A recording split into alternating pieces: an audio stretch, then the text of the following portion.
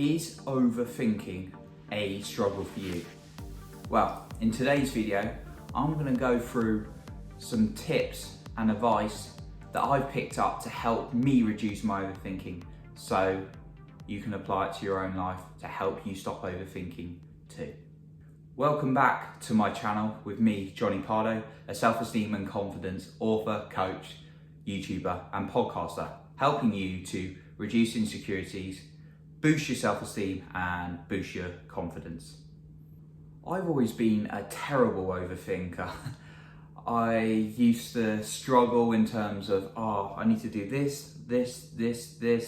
What should I do first? I'm starting this, I should start that. Various thoughts like that. And I know I'm not alone in this world. And luckily, I've managed to, well, not luckily, through hard work, but I've managed to improve that. Improve my ability to not be overthinking and get on with things. And overthinking can mean different things. It can mean overthinking about all the anxious thoughts in your head, all the negative things that have happened, getting overwhelmed with all the things you've got to do. It can mean many, many different things. But through advice from people like Mel Robbins, Rob Dahl, Marissa Peer, just some of the names, I've taken on board what they've said, their suggestions, and managed to implement it and made myself a lot more productive by reducing my overthinking by being able to get on with things.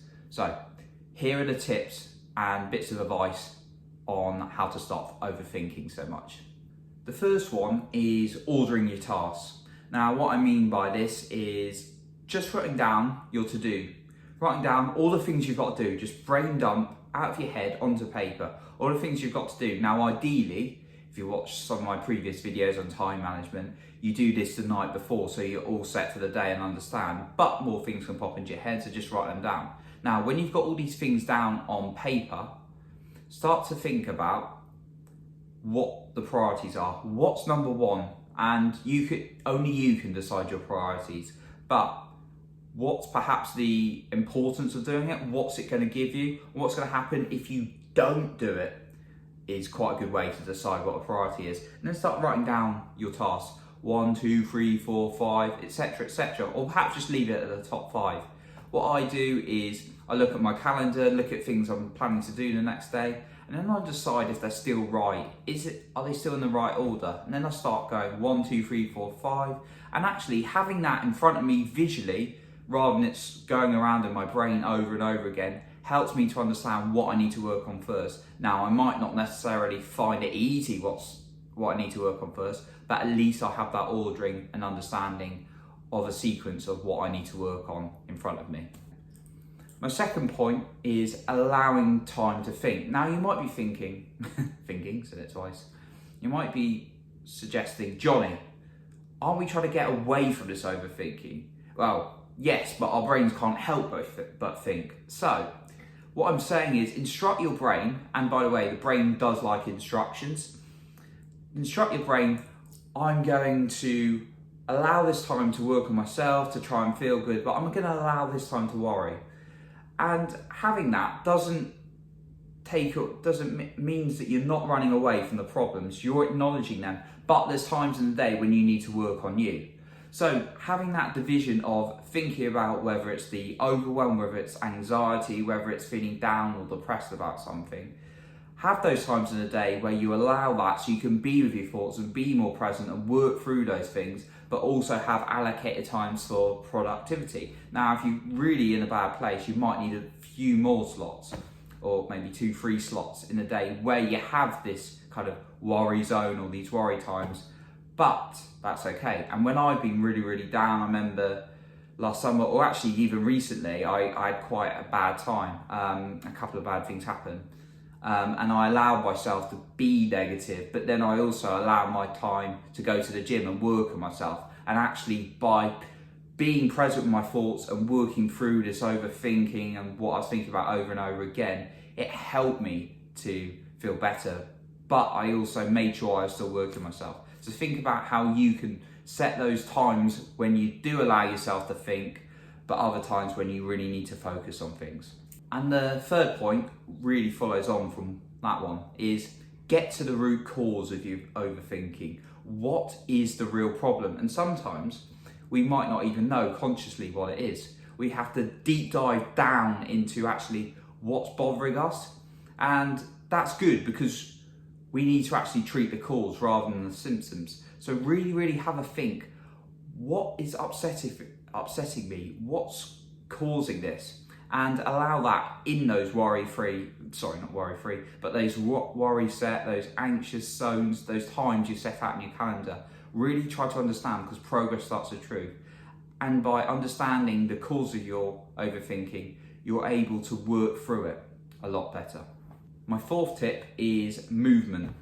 When we're overthinking or not active, not doing something we're overthinking, often we're in a static position. And I learned this from, I think it was Rob Dahl or someone around that, who was really on about get moving, get your body to start doing, because when you start being active, you start to become more active. So if you're overthinking, you're overwhelmed or whatever, do some press ups, do some sit ups, do some jumps, or just go for a quick walk, because that gets your blood flowing and gets your brain thinking. So this is a very quick one, but start moving to get your brain thinking again and get it going. And tip number 5, I've left it as number 5 especially, although in my podcast I didn't, but this is the 5-second rule by Mel Robbins. And this is about counting down from 5 to 0 before you do something. And what it does, it interrupts that thinking pattern of your brain coming in and saying, no, we can't do that. Counting down from 5, from saying you're going to do something, actually allows you to take action. And it can be used in a variety of situations. It can be used for asking your boss for a raise. It can be asking that person you really fancy on a date. It can be used in a number of situations. I've used it for workouts where I'm like, oh God, another rep or another set. Oh, it's going to be hard work.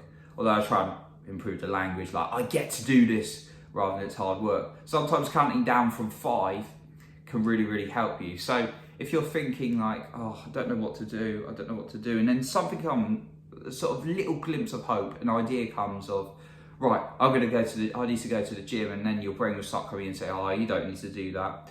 What I want you to do is think, right, 5, 4, 3, 2, 1, I'm gonna go put my trainers on, and then just keep doing that, or getting out of bed, 5, 4, 3, 2, 1, I'm gonna get out of bed. Don't count upwards, that doesn't work, because you can keep going, but counting down from 5 is a really good method. And read the 5-second rule if you haven't already, because it's a really good book. My question for you today is, what areas of your life do you overthink? Drop your suggestions in the comments below. To wrap up today, what we've talked about is overthinking. Now, as human beings, it's quite easy to overthink because there's a lot of information coming at us, left, right and centre. And I used to be a real big overthinker. Still catch myself doing it now and then. But there are certain methods you can apply into your life in order to start taking more action and stop thinking left. So what I've talked about is the 5-second rule that can help you count down, getting movement. So when you start moving, it can make you feel a bit more active, and therefore you're more likely to do something. If you're inactive, you're likely to stay inactive doing other things as well, and just stay in that state of overthinking. Allow yourself some thinking time. Allow yourself to be with yourself and be present, as well as having times for productivity, because that's also going to help with the other point I made in getting to the root of the problem, because when we can treat the root of the problem, it can help a lot more. And the other one I mentioned was about ordering your tasks. So think about how you can put 1, 2, 3, 4, 5, etc., no matter how many you want to go to, because that visual representation of what you need to do can really help. And getting it out of your mind is a really good start for that. If you're someone who really is struggling with this overthinking, whether it's anxiety, overwhelm, feeling down, or anything, and you feel like you need a kind of one-to-one, whether that's on your confidence or perhaps your mindset, then please ping me an email. It's coaching@jonnypardoe.com, where we can talk about whether some coaching between myself and you might be helpful to you. I have, of course, a lot more content on self-esteem, confidence and mindset available on my channel. If you've enjoyed this video, you may like my other videos. just hit subscribe to my channel, or you can hit the bell to be notified when I release a new video every Tuesday and Thursday. Thanks very much for watching today. I really appreciate you as a viewer. So think about, or try not to overthink, think about how you can reduce your overthinking a little bit, but most importantly, improve your self-esteem, improve your life.